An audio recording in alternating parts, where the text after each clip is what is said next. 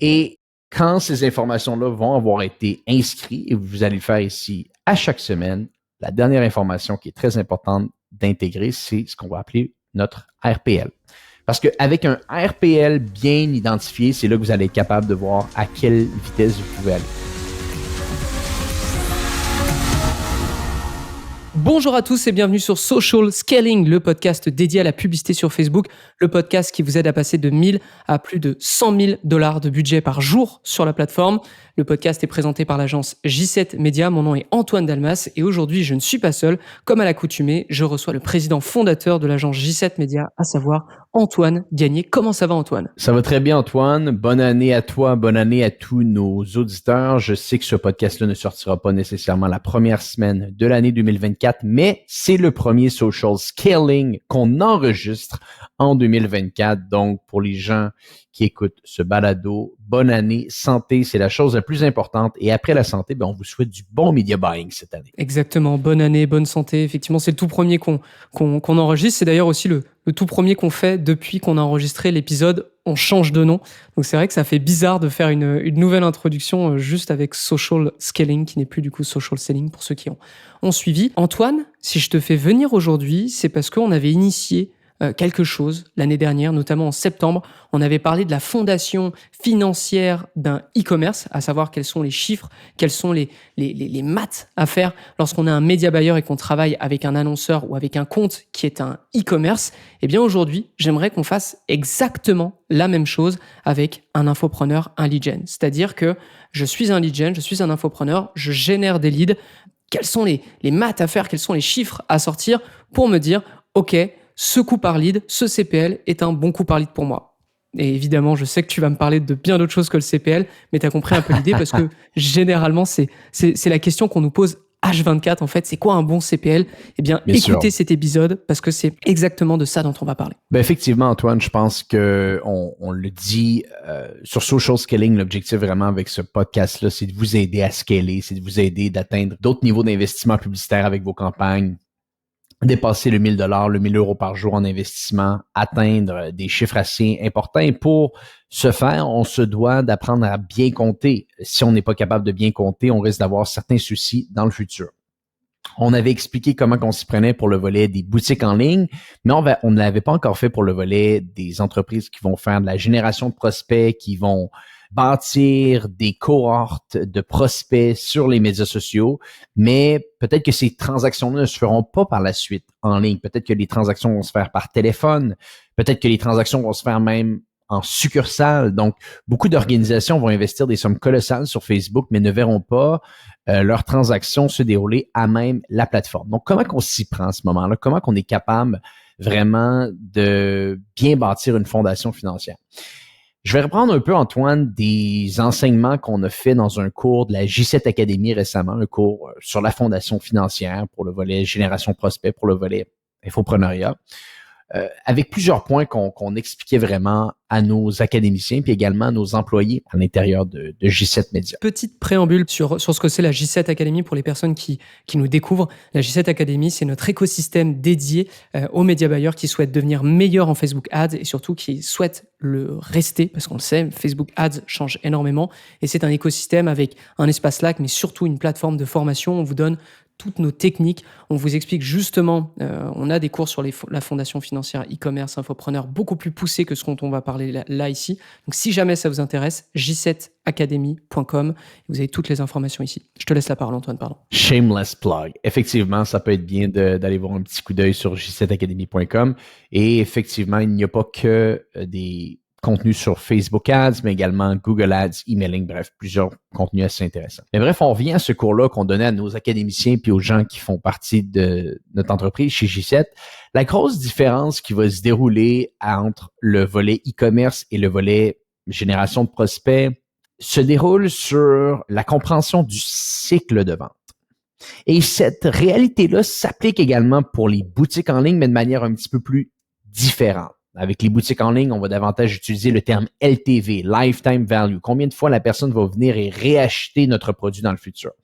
Dans le volet génération de prospects infoprenariat, on va utiliser davantage chez J7, et c'est un terme très connu et très utilisé dans le domaine. C'est pas nous qui a créé ce terme-là. Le terme front-end offer versus back-end offer. Donc, essentiellement, une offre d'entrée et une offre qui, par la suite, va être davantage orientée sur la génération de profit pour notre entreprise. Et ça, c'est vraiment le premier point excessivement important pour notre audience à comprendre aujourd'hui. La différence entre une front-end offer et une back-end offer. Antoine, est-ce que tu aimerais que j'explique le tout à l'audience? Est-ce que ça ferait du sens selon toi? Totalement, vas-y. Donc, et ça, c'est un des points que les gens souvent ne comprennent pas ou comprennent mal. C'est-à-dire que quand on fait des investissements sur Meta et qu'on génère des prospects, bien ultimement, ces prospects-là, ça peut prendre du temps avant qu'ils achètent chez nous. Parce que la transaction va prendre énormément de temps à se mettre en place. Donc, on doit trouver une manière à un certain point d'avoir des automatismes qui nous permettent de liquider cet investissement publicitaire. Prenons l'exemple de J7, Antoine. J7 Media, qui est une organisation en prestation de services. Tu as parlé de l'académie plus tôt, certes, mais la grosse partie de nos activités sont reliées à un service de consultation où est-ce qu'on accompagne des entreprises à investir davantage sur Facebook pour augmenter leurs revenus.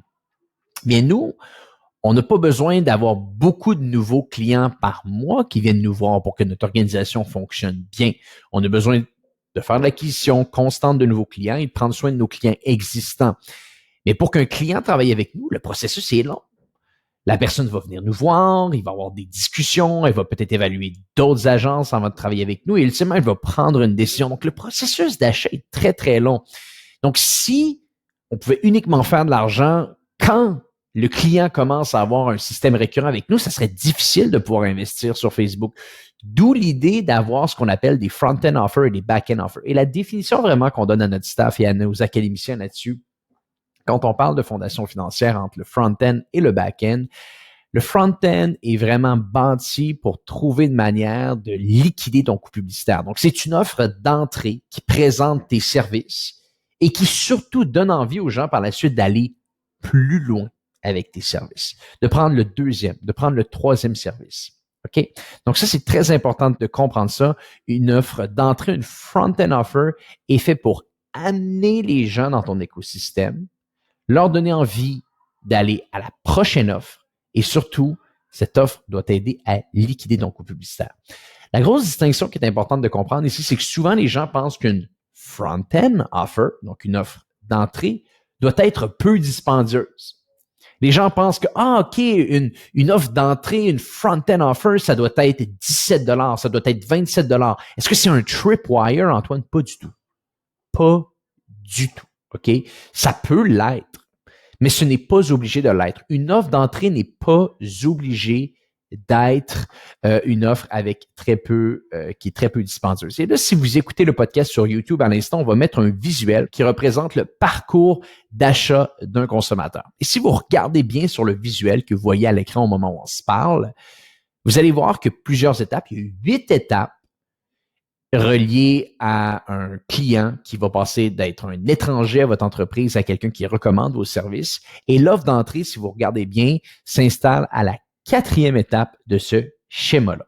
Et cette offre d'entrée-là, je le répète, elle est faite pour liquider son coût publicitaire et aider votre client cible à passer à la prochaine étape. Et quand vous bâtissez une fondation financière, avant même de parler de chiffres, de penser à ces différentes métriques-là, on doit comprendre qu'est-ce qu'une offre d'entrée et qu'est-ce qu'une offre back-end.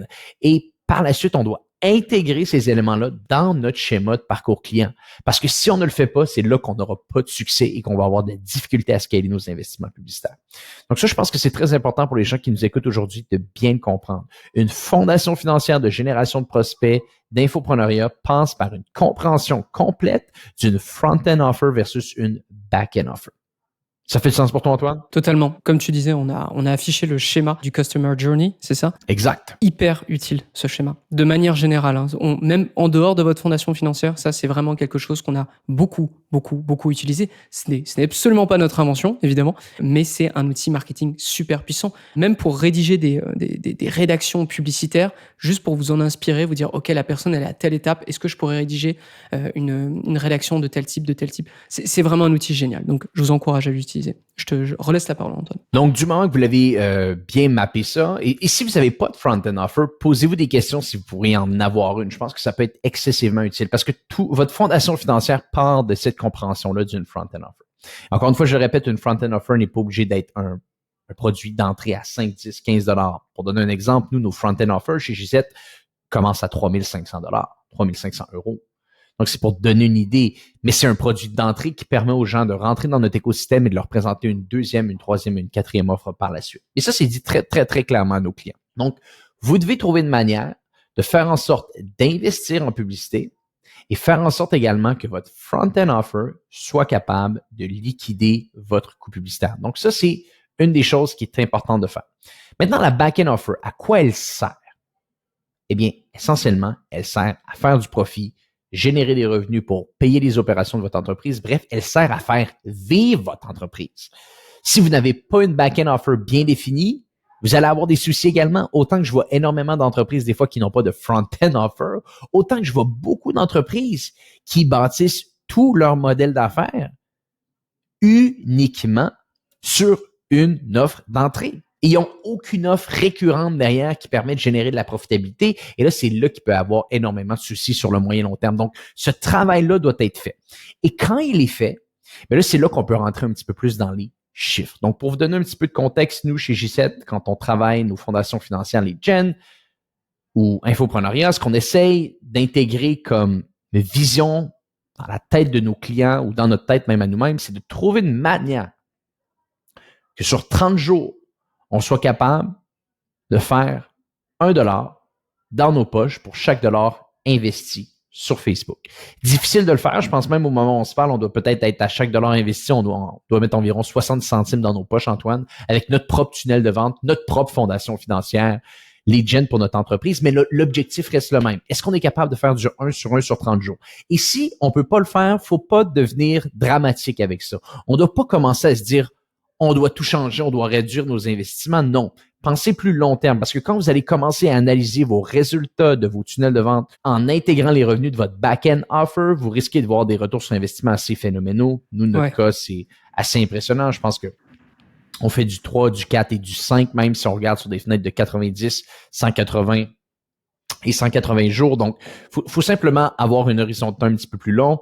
Et ce que ça demande, oui, ça va demander certaines liquidités au départ, mais toute chose a besoin d'être fait à un certain point pour accélérer. Donc, vous ne pouvez pas être continuellement en train de vous dire on réduit nos investissements parce qu'on ne fait pas 1 sur 1 sur les 30 premiers jours.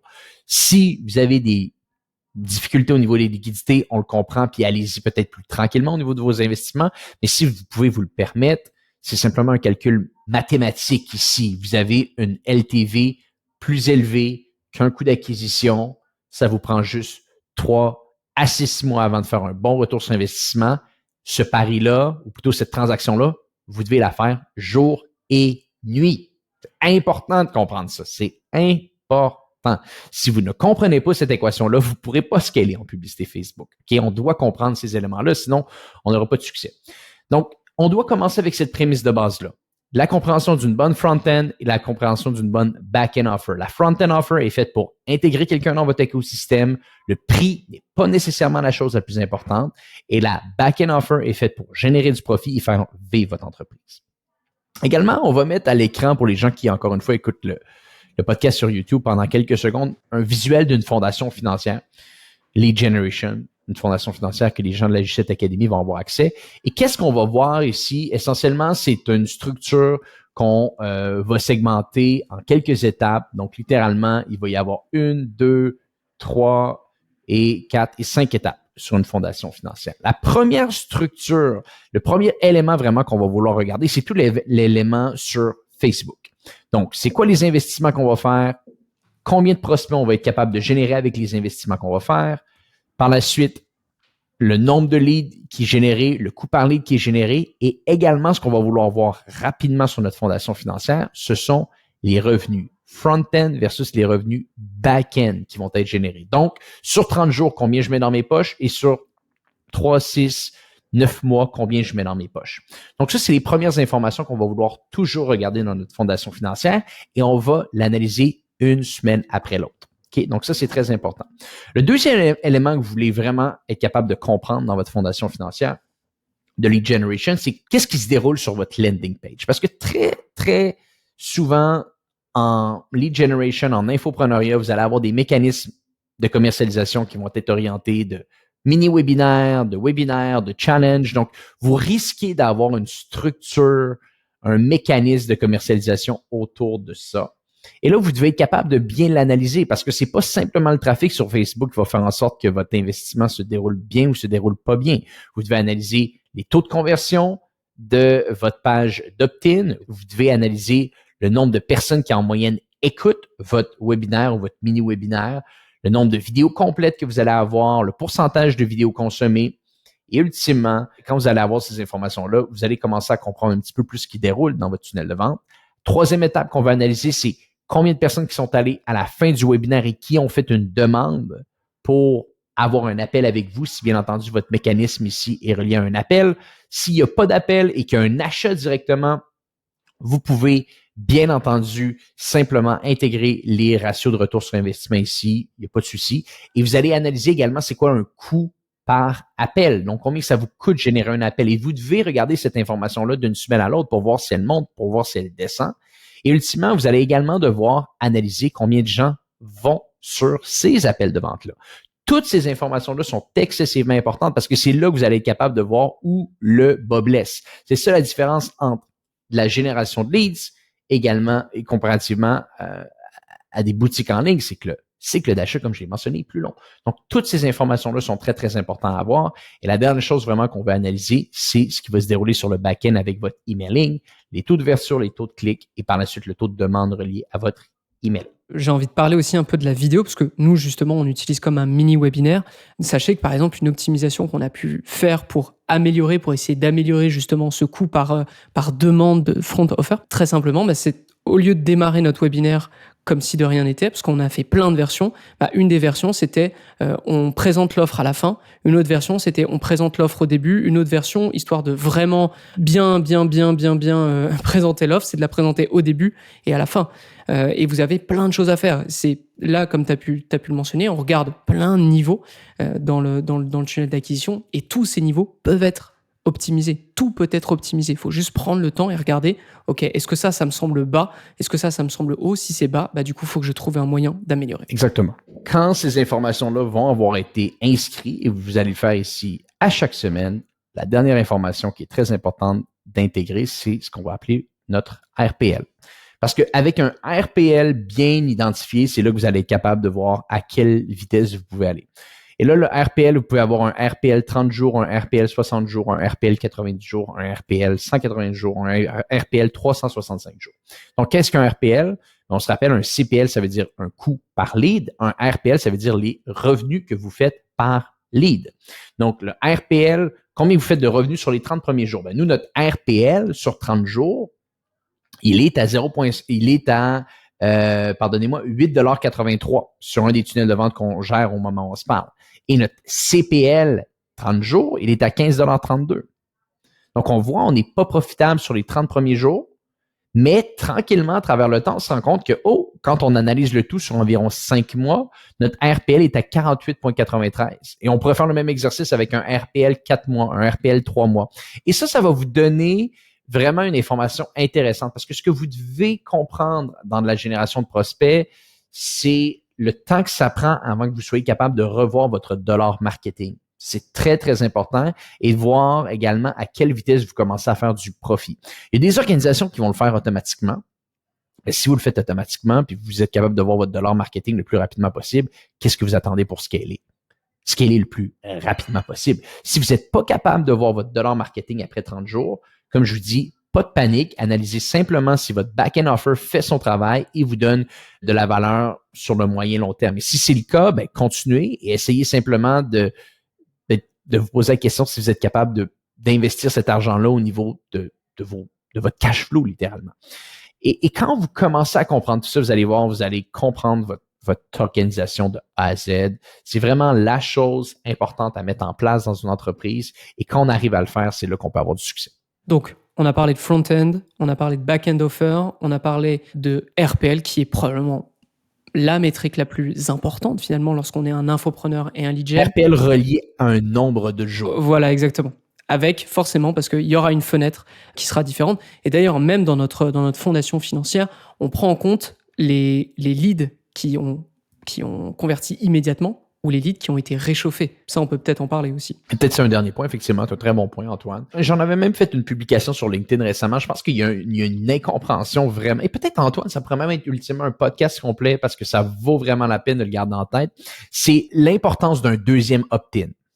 Oui. Et je pense qu'il y a vraiment peu de gens qui comprennent l'importance d'un deuxième opt-in. C'est-à-dire que il y a beaucoup d'entreprises qui vont voir la publicité sur les médias sociaux, sur Google, et que si une personne rentre dans votre écosystème et qu'elle commence à consommer votre contenu à cause qu'elle vous a donné son email, ben là, vous pensez que le travail est fait.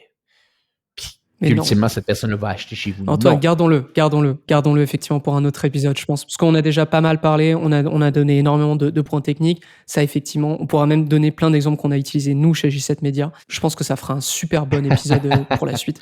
Antoine, merci d'avoir été avec nous. Est-ce que tu as un dernier conseil à nous donner avant qu'on rende l'antenne? Comprenez vos chiffres, c'est ce qui vous bloque, à mon avis, en ce moment, de scaler. Nous, pendant très longtemps, on l'a vu avec des entreprises. On scale pas parce qu'on comprend pas nos chiffres et du moment qu'on les comprend, on se rend compte que des fois, on peut aller plus vite. Et calculez votre RPL.